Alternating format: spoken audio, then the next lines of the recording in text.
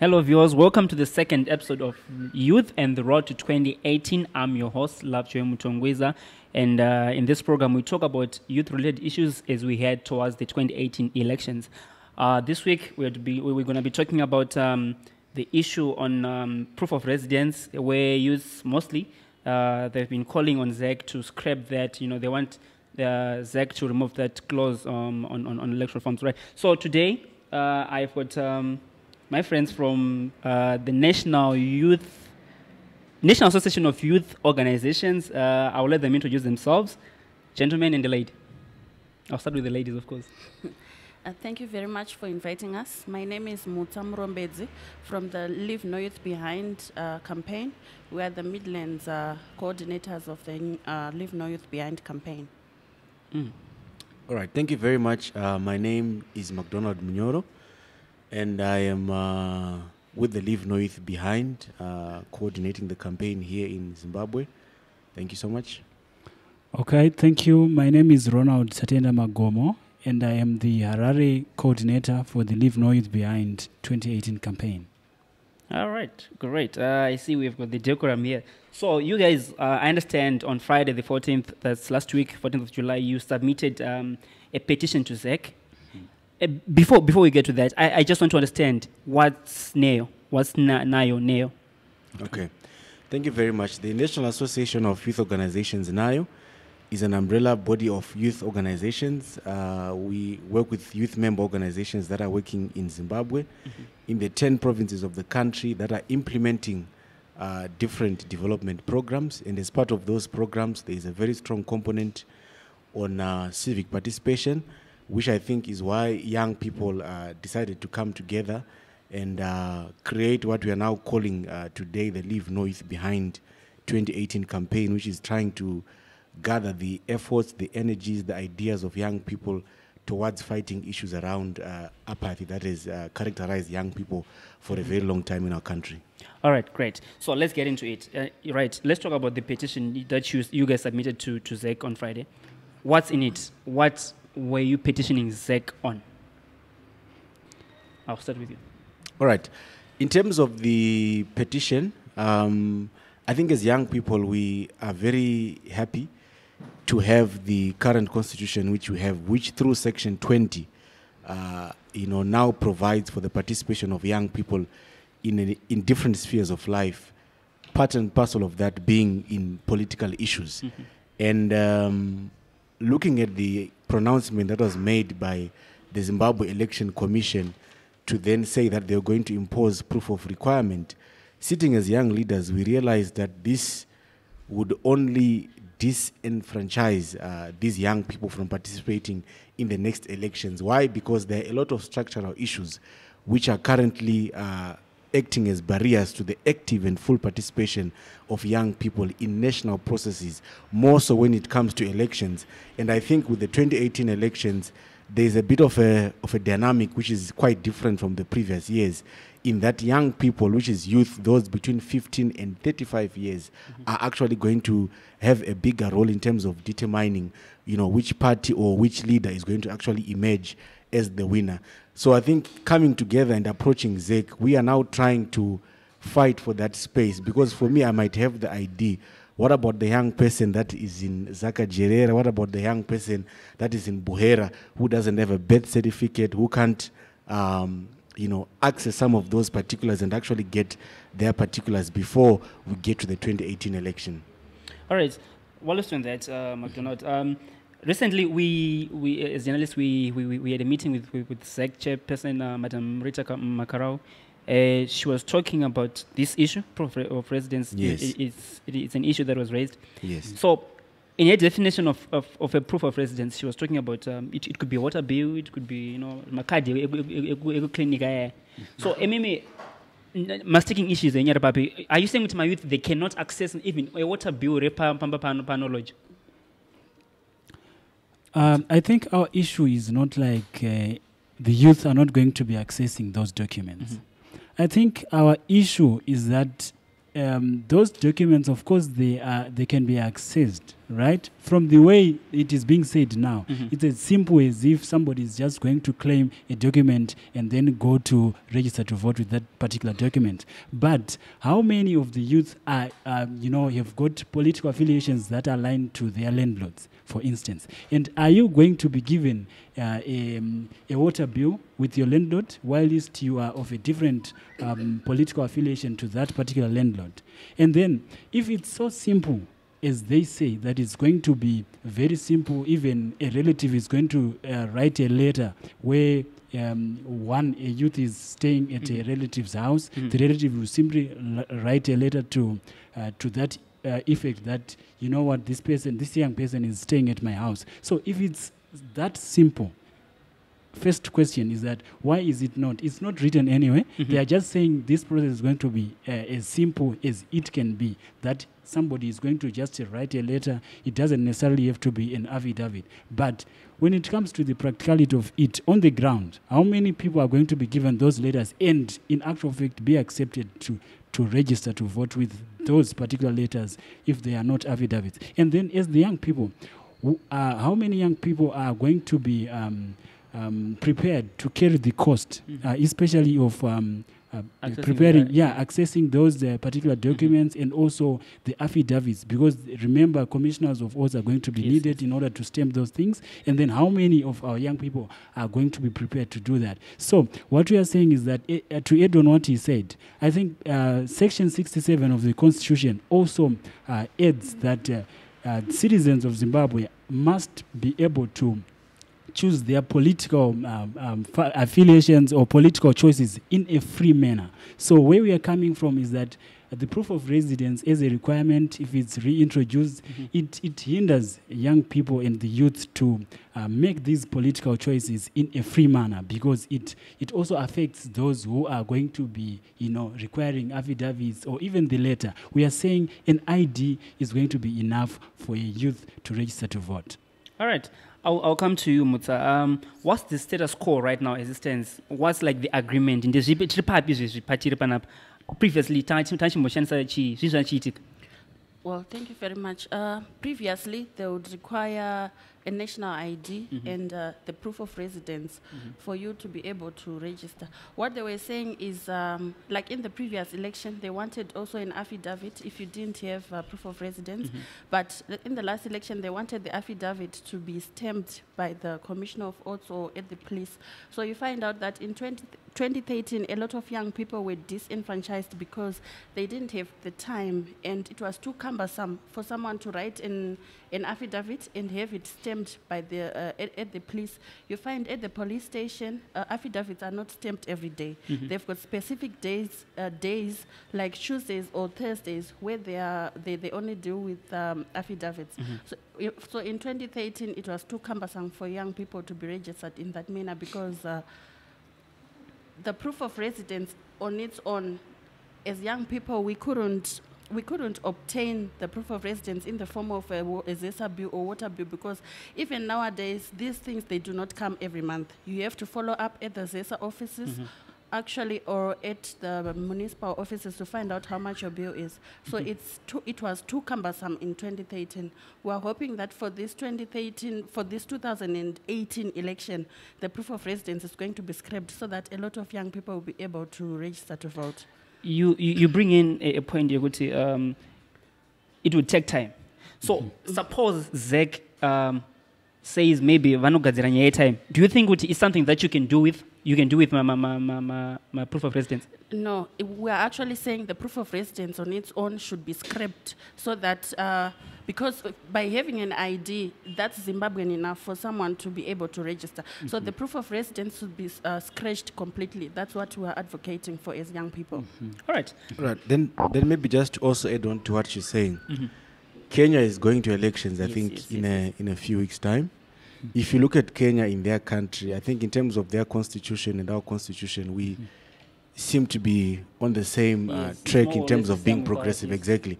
And when you look at how they register, especially towards elections, you'd find that as a young person in Kenya, I appear with my identification card. And of course, I mean, on the identification card, it tells you where I am from and where I live and all of that. Yeah. Then when they take that information, they give me sort of like a voter registration card, which on the actual day of the election, I appear with my ID and that small Card. and that small card.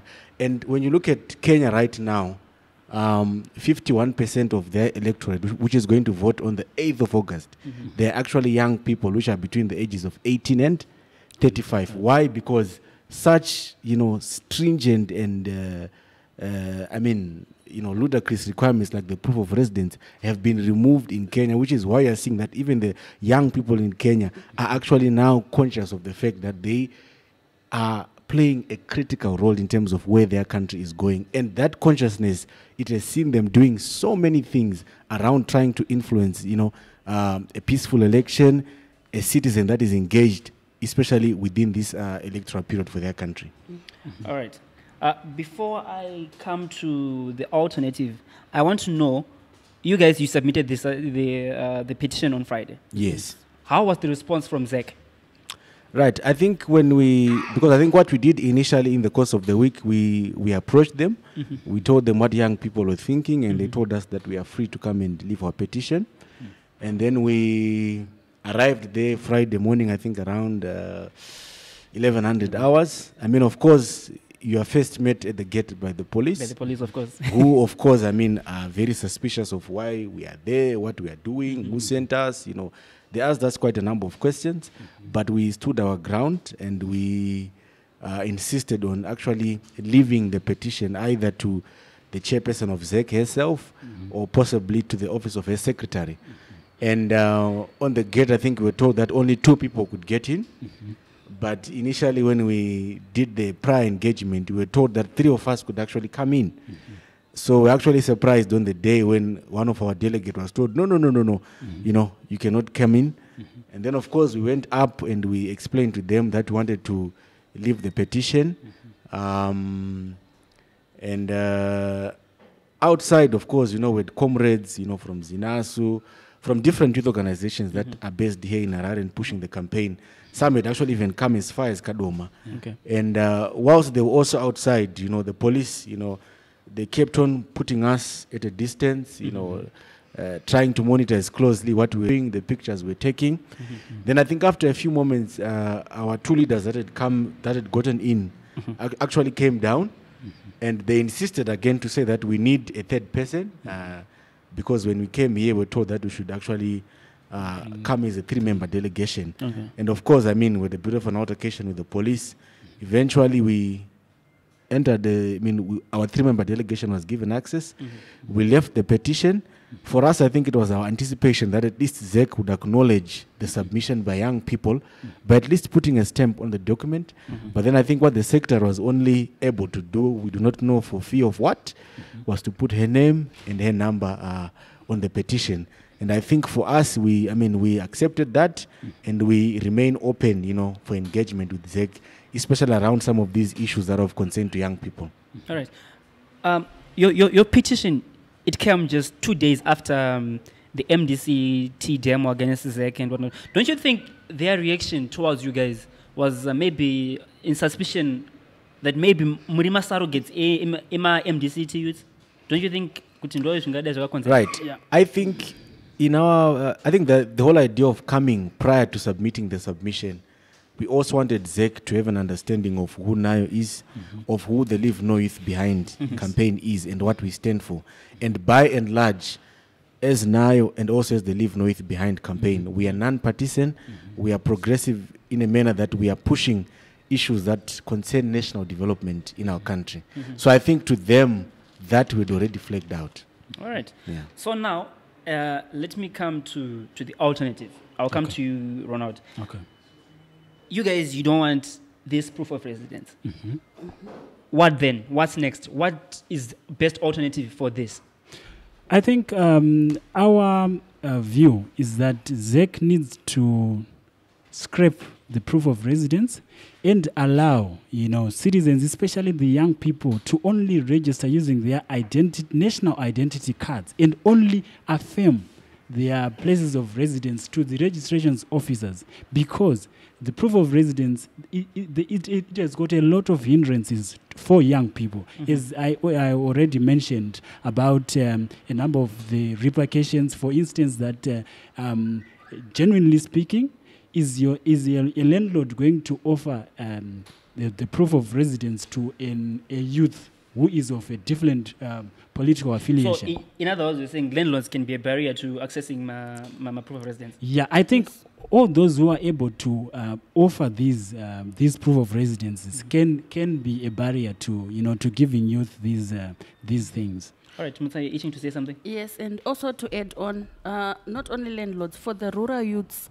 the rural youths who particularly face a problem because these proof of residence are going to be issued by village heads. Yes. So which village head will offer a proof of residence to an activist or a youth whom they, not only they know, but whom they suspect of being of the opposition? So those youths will be disenfranchised because that person cannot be offered a proof of residence on suspicion of being an opposition activist, even if they are not. You see? So that's why we're advocating for this, for ZEC to scratch the proof of residence completely. All right. Before, have you anything to say? Right. I think let's look at the Kenyan model. Let's learn something from that, and let's see how best we can incorporate it here. Yeah. I'm sure we're talking of biometric voter registration. Yes, Even yes. Kenya itself, it is ahead of us in terms of got that, that one as well. and we can actually stand to learn from them.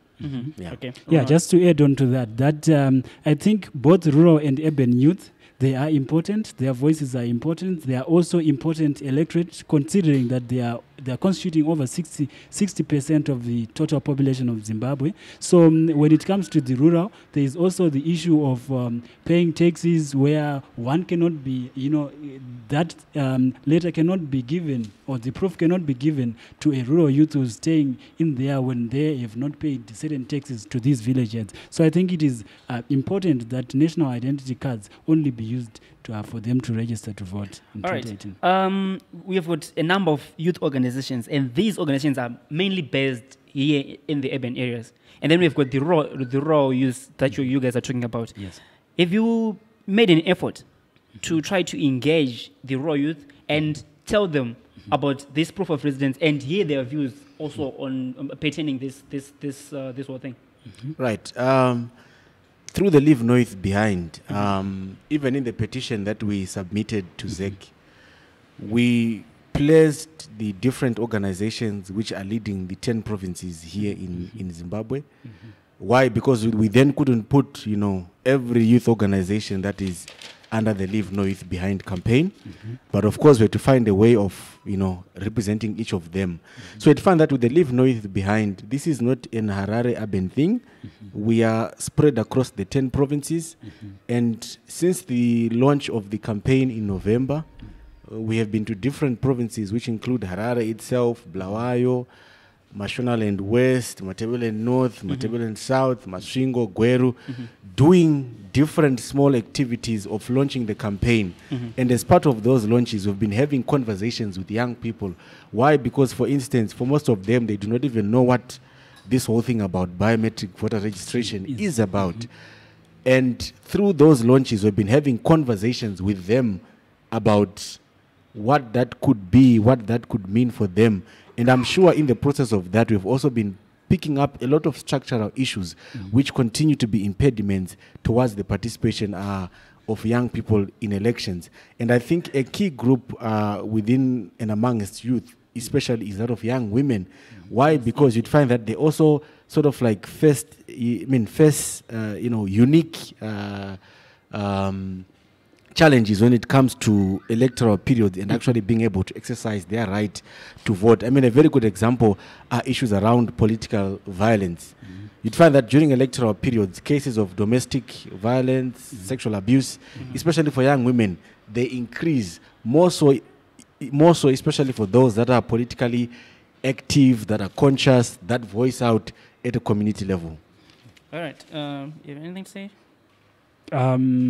I think, as you was saying, Leave No Youth Behind has got these organizations that are working in these various provinces of Zimbabwe. And, apart from the proof of residence issue, the other binding issue was that of the BVR, that information is not really cascading down to these communities, especially to the youth, about what this process is. And that's why also in our petition, we also spoke to the effect of voter education that needs to be continuous, considering that this biometric voter registration system is going to be a new process. And also encouraging the youth in these rural areas, especially those who have been voting and the first-time voters, to actually go and register using this system. And also the other issue that was also coming out was that of the need for those mobile national identity, replacement agencies to move around these communities, as we have a lot of our young people and youth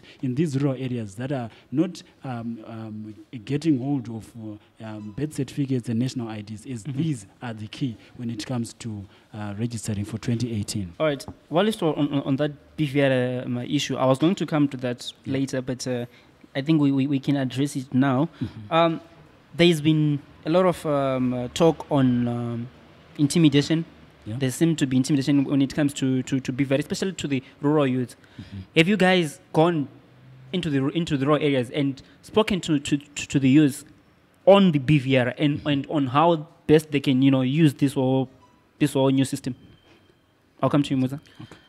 Yes, we are actually doing that as I Leave No Youth Behind. And as you have heard, we have organizations that are working in rural areas and in urban areas. Sorry.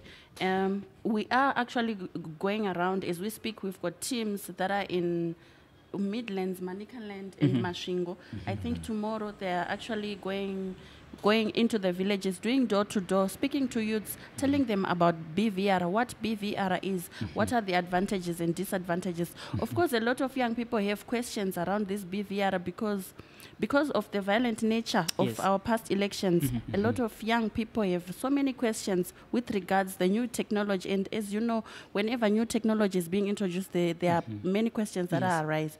So, but young people are accepting the BVR and are keen on hearing more about BVR. So that's why in our petition, we're actually urging ZEC to commence the voter registration, or actually the voter education around BVR soon, so that it reaches to all, it reaches everyone, every young young person, sorry. Yeah. All right. What are the young people saying in the different areas that you have visited, be it urban or rural? A very good example, young people in Matebele North, Wangede, as an example, they are saying to the Zimbabwe Election Commission, come down to us as young people, explain to us what biometric voter registration is. Because in as much as some of these youth organizations working with the campaign are going down there, you'd find that the information that we have, it's a bit scanty. Why? Because even ZEC itself, it has not really come out to then say this is the full package of the information. This is what it will entail. This is what it will, happen. So in as much as these young people have been doing door-to-door, you'd find that at times in the responses which they give, they're a bit also limited. Why? Because we're also waiting on the Zimbabwe Election Commission to actually take the leadership and have some of us rallying behind them and complementing their messaging and civic education. All right.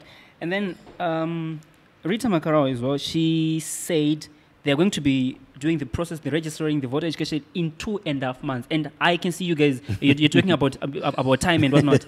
Right. Is this enough time for registration and education? I don't think it's enough time. Actually, voter education on its own cannot be done in 2 months. Voter education must be continuous. That's what we are also advocating, that the voter education must be continuous. It doesn't have to stop. When elections stop, it doesn't need to stop. They do not need to start voter education just because we're going into an election. Voter education must be continuous. So 2 months, if we say 2 months for voter education and voter registration, that's not enough. Okay, to add on to what she's saying, I think considering that the biometric voter registration system is a new system that is being introduced, I think that on its own requires a lot of time because, for instance, we have been to Mudzi North constituency where the youth there were also saying that, we will need this system to be explained to us in the languages that we understand. For instance, is it already available in the 13 languages that we have in Zimbabwe? So that even the messaging itself, even the messaging itself, is it appealing to the young people?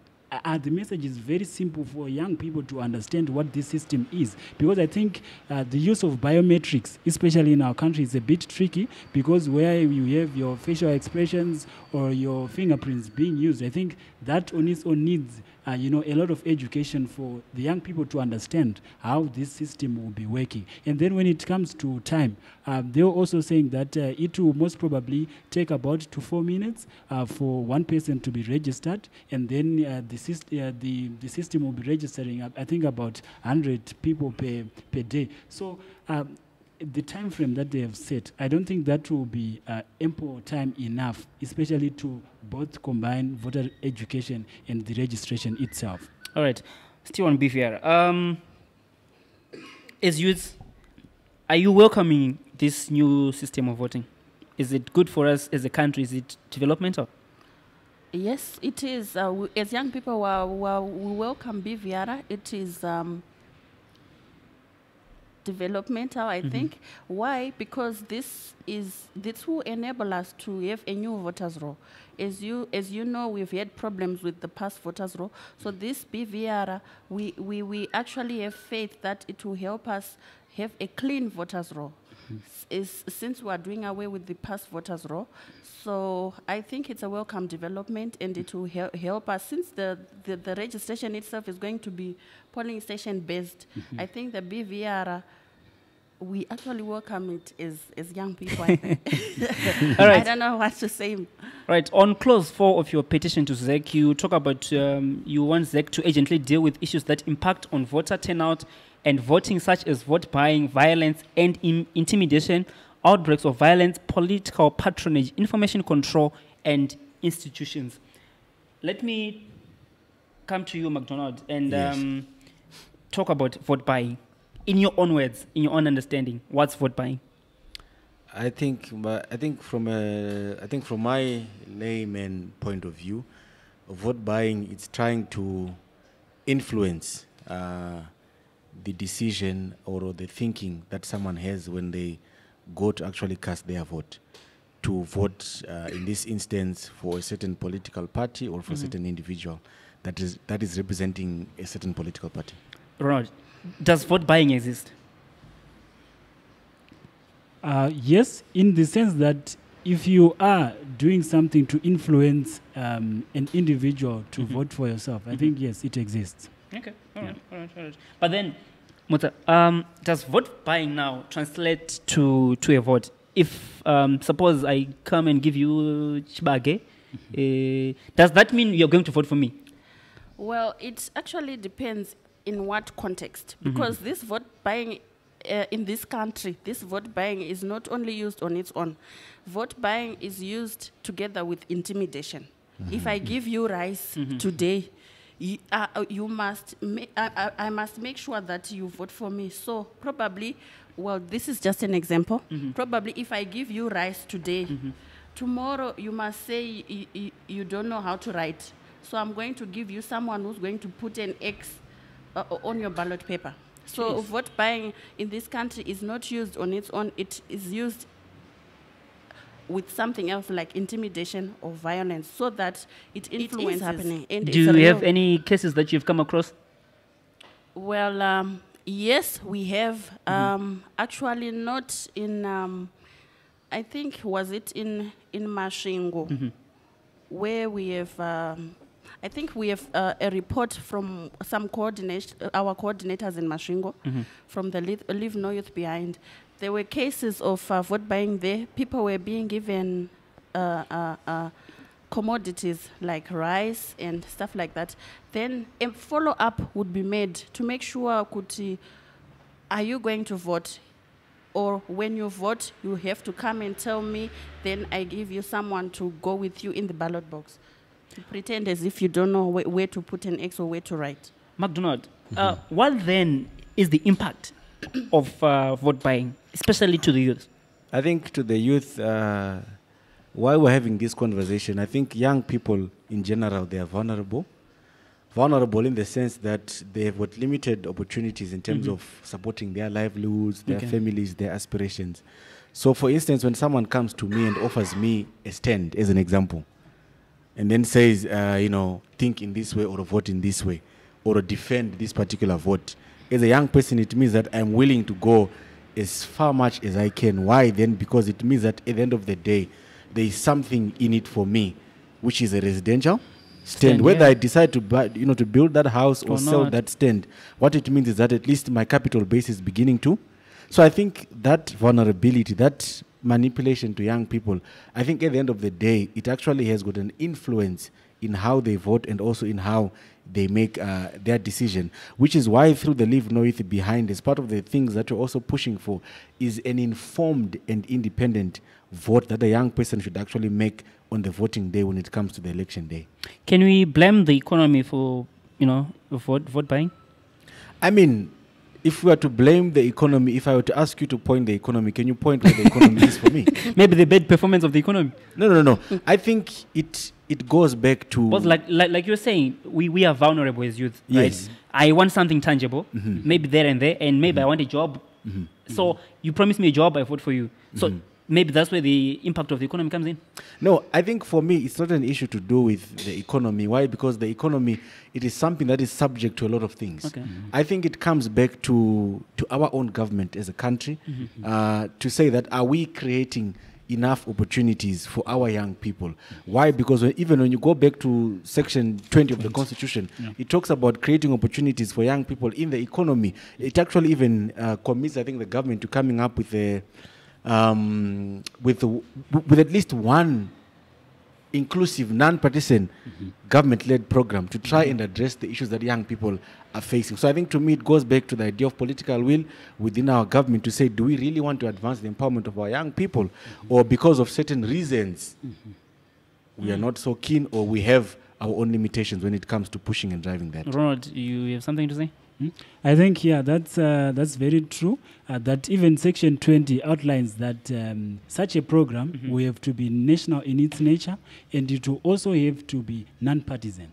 So I think it's a very important clause that helps even the government to commit itself, to creating and making available opportunities where the youth can be able to participate in political, economic, and social spheres that affect their lives. Still on youth participation in elections, too often the youth are the ones who are used for violence and whatnot. Yes. How then does that impact, especially during the election period? I think, this is also where we are coming in as the Leave No Youth Behind 2018 campaign. That, besides young people being used as tools of violence, we are also saying we've got the peace pledge, where we are saying, as the youth, let us separate ourselves from, being used as tools of violence. Let youth also elect and be elected come 2018. And also for youth to disregard, this notion that young people can always be used as tools of violence, but in actual fact they can actually promote peace, and so that we have non-violent 2018 elections. So I think from where we are also coming from as the Leave No Youth Behind, it also helps the young people to note that besides being used as tools of violence, they can actually shun violence, and as well have a peaceful election come 2018 where young people will not be used as tools but then of violence. It also goes back to what I was saying to McDonald, that maybe the economy, right? Because you have got a youth, let's say with let me just give you an example of Chundura constituents. That guy, he does nothing for his life. There comes a big guy, a political guy. He promises you maybe something like you were saying, a stand, and then he says, I want you to beat opposition member ningina. In your head, you want a stand. At the end of the day, you can't turn that thing, that down. offer. So, apana mama conflict of interest here.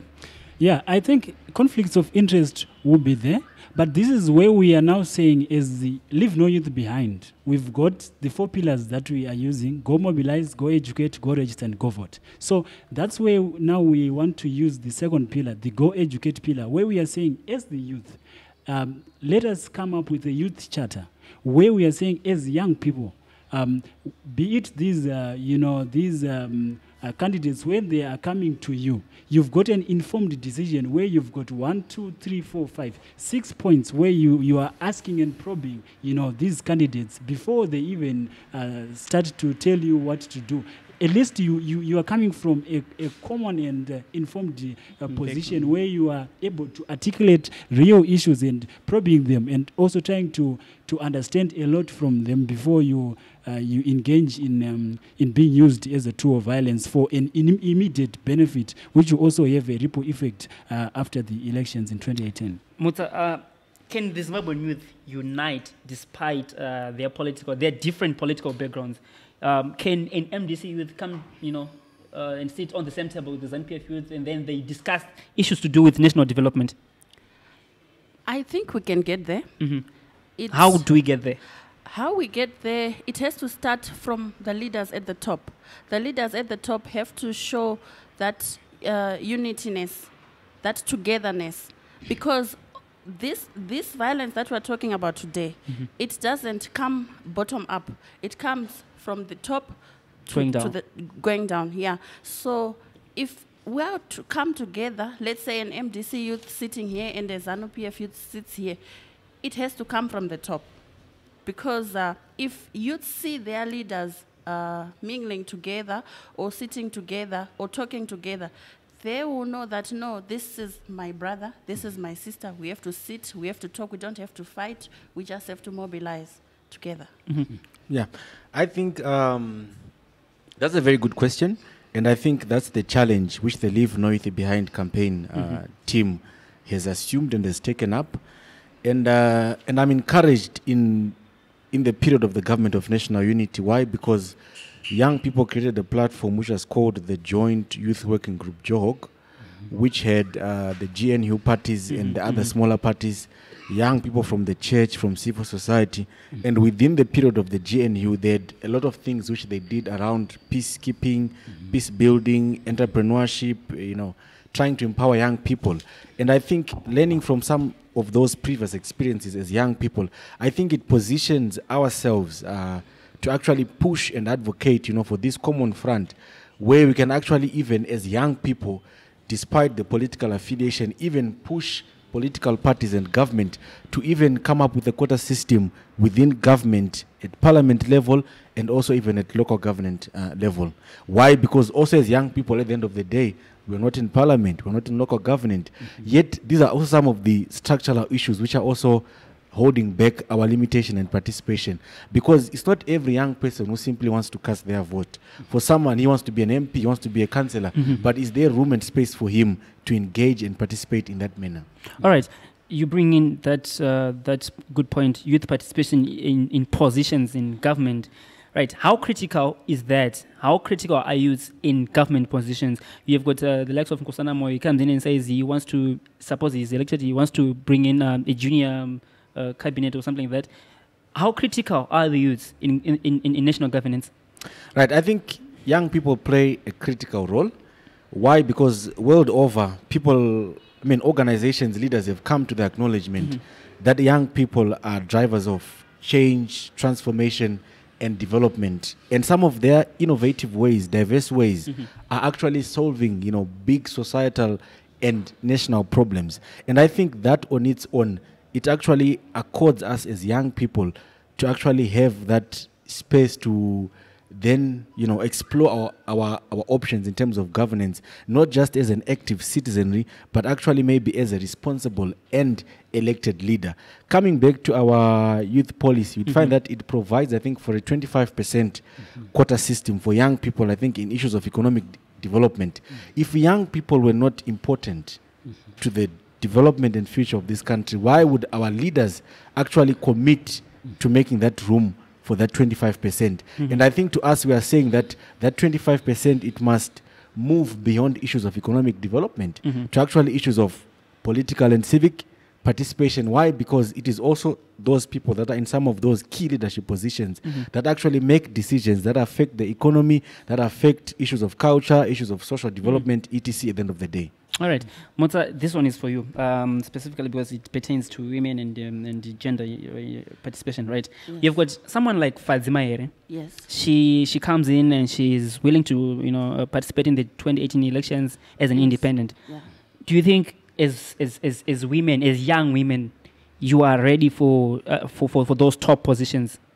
Yes, I think young women, as young women, we're actually ready for those top positions and more. And more, because you find in this industry, it's mostly male dominated. But I think young women, we've got a chance, because if we manage to mobilize ourselves, we've got a chance. But we need to work very hard, because this is a male dominated industry. But we've got a chance, and we've got a future as young women. Good. All right. All right. So still on gender. Yes. Previously, we have had stories that young women, they've been scared, to come forward and participate. They've been intimidated by the guys, by the men, by the bigger men, and whatnot. What then can be done to encourage, the young women to take part in politics? I think young women must be, I think if we are mobilized, if young women are mobilized and educated, they can come forward and participate in national processes, in electoral processes. I think also because of the violent nature of the previous elections and this field being dominated mainly by males, if the resources are channeled towards young women, not only to be able to vote, but to be able to be voted for. I think if a young woman stands here and says, I'm going to stand for an MP or for a councillor, that young woman will be able to mobilize other young women. I think that's important. If a young woman will be able to stand, they can be able to mobilize other young women and educate them on electoral processes. There's always that gap between the urban young woman and the rural young woman. How then can we, stimulate a rural young woman to come forward and say, I want to contest for that constituency. I want to be in that council. What can be done? I think it also goes to mobilization and education. If those young women in the rural areas are educated and they are mobilized enough, they will come forward and say, I want to stand for council, I want to stand for an MP, to become an MP. If they are mobilized and educated, that can happen. All right. Maybe I think just also to add my voice into that, you'd find that by and large our society is patriarchal. So simply because of that patriarchal arrangement, you'd find that for most of these spaces and opportunities, the girl child, she is logged, outside of them, and she does not have an access. I mean, a very good example is if, for example, a young woman is going to decide to run for office, maybe as a councillor or an MP, it means that she needs to take time out of the normal chores that a young woman has in the home, at school, at church, in the community, to actually then take time and, start going for the campaigns and all of that. So you'd find that for most young women, it is always a battle, against and between what she is desiring and aspiring to be, which is maybe holding a political office, versus what her community is actually asking and demanding from her to say, you know what, you've got siblings, you're the one that is supposed to look after those siblings. You've got a family. At the end of the day, we're expecting to get home, the food is cooked and it's warm, and you're the one that is what? That is cooked, that particular meal on that particular day. All right. We're in a race against time, but as we continue to have this discussion, we are using hashtag ZimVotes18 on our Twitter handle. That's at 26Richard, hashtag ZimVotes18. And then I want to ask you, McDonald, as well, on the engagement with political parties. Have you tried to engage political parties on the reforms that you want, and what has been their response? Right. I think as the Leave No Youth Behind campaign, we're actually in that particular road. Why? Because we have also identified political parties as a key actor in terms of the engagement process that young people are actually going to be a part of, especially as we go towards the 2018 elections. A very good example this week, we've got a dialogue which is actually going to push more, which is going to engage other young people and different actors coming from political parties, coming from the Zimbabwe Election Commission itself and other election bodies around the proof of residence. And as part of that program and dialogue, we actually have, comrades that are coming from NERA, and we are saying that as young people, our engagement, because the campaign is non-partisan, we're going to be going to each of these political party leaders, and as part of some of our strategies, we're actually looking at some point, I think in the course of this year, of having a national inter-party youth forum where we're actually bringing the different youth political party wings of these parties and actually having a conversation around the issues that we see and we feel are important for us as young people, and as part of that collaborative effort, then committing ourselves to even push for some of those positions irregardless of our political party and affiliations. Why? Because at the end of the day, when we have got a common youth voice, it means that even our own leaders cannot deny us some of those things that we'll be asking from them. All right, to the AU and UN recommendations. Zimbabwe has had a lot of elections since 1980, and the AU and the UN has, come here and observed the elections, and they've put their recommendations forward.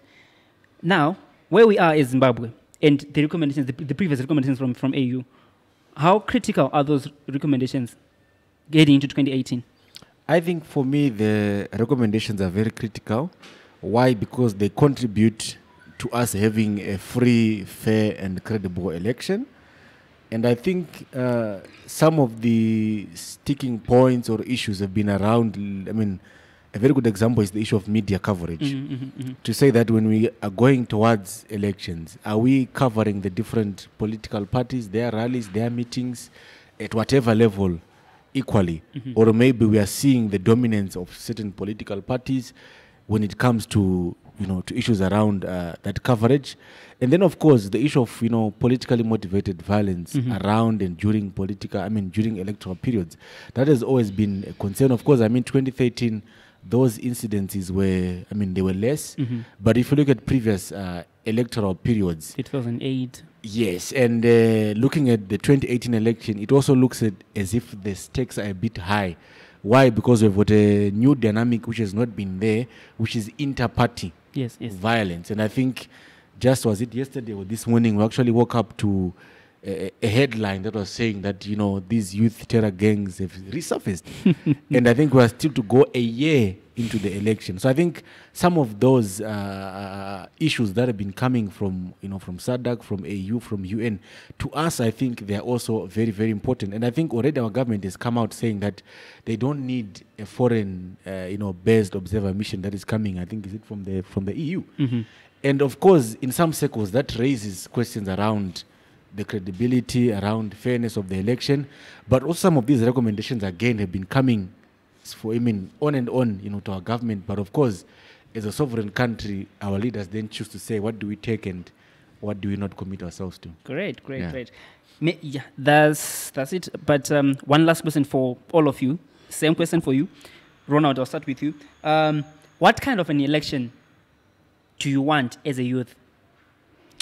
I think I would want an election, because an election, it does not necessarily translate to one casting their vote on the election day.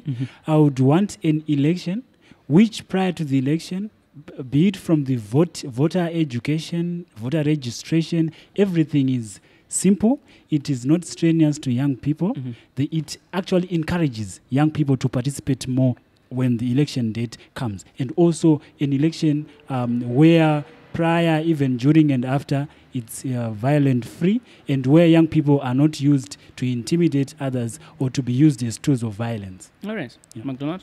Right. I think as a young person, for me, I think the ideal, election is the election in which, as a young person, I am given the necessary information that actually helps me to go through successfully in the process of, registering to actually stand as a voter on the election day. I also look at it as an election in which I have civic space in my own community, in the communities of others, where I can stand in solidarity with anyone, regardless of their political party. I can share my opinions, and they are not labeled against me or pointed to a certain, political party. I mean, I look at an election day where, when I look back at the queue and at the front in the queue, I'm seeing, familiar faces. I'm seeing, young people. Why? Because that is something that I've not seen in previous years. Yeah. Before I come to you, Mutsa, I'll still come to you, McDonald. Do you then think Zimbabwe can have that sort of an election? I think with the current environment that we are in. I think for me, it's not everything that is given. Certain things we have to fight for. And I think as part of the Leave No Youth Behind, that is what we are fighting for. That ideal scenario where young people can actually freely cast their vote. That even after the result in the election day, and even after 3 years, I'm actually able, with that information that I got prior to the election, to hold my parliamentarian, my councillor to account for some of their electoral promises. Great. Now to Mutsa, what kind of an election do you want? One, as a female. Two, as a Zimbabwean youth. Thank you. As a female and as a Zimbabwean youth, I envisage an environment where there's the level field is fair. And also where a lot of young people come out and express and exercise their right to vote. And as a young woman, I also expect, I also wish to see an election where a lot of young women come out to vote and also be voted for. Young women standing for positions, for councillor, for MP. And also I envisage a situation where we are free to defend our vote as young people. The environment should be enabling for young people to defend our vote. Great. For these and other stories, visit our website www.263chat.com. Follow us on Twitter @263chat and like our Facebook page 263chat.